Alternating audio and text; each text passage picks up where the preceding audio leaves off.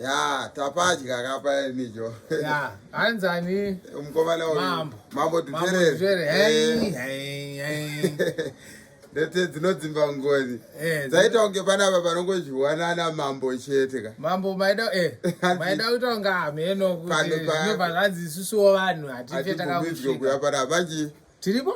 Pa King's Courtyard paya painzi na Mambo Dhuterere King's Courtyard King's Courtyard chikafu chacho cheumambo. Kana nesu baba. Saka tiripo pa King's Courtyard metaurwa na Mambo Dhuts. Akati kuradze mukadzi guys vanhu vakanaka zvakwe vapo guys. Panapa inyama. Right now even food chaya tarowa panapa ni joint wose. Aiwa dananga inozi zvauti zvekudya kasofa la leza.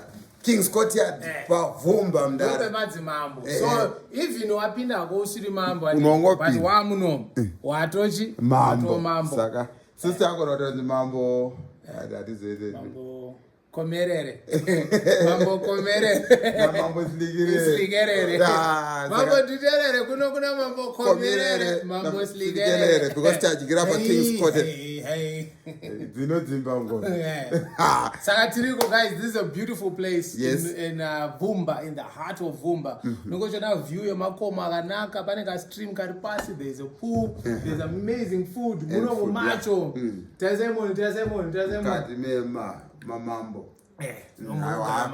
Tabaro zvanaka, and we are happy, we are excited, and we are so free to refer anyone. Apasi kunzinde pe madzimambo chete. Ukapinda pano. Zvako zvaita. So all those who want to come here, you can contact Zim Adventures. Do one of our link for all the discounted prices and promos. Just go on Facebook, look for Zim Adventures. Go on Twitter, look for Zim Adventures. You send them a message there.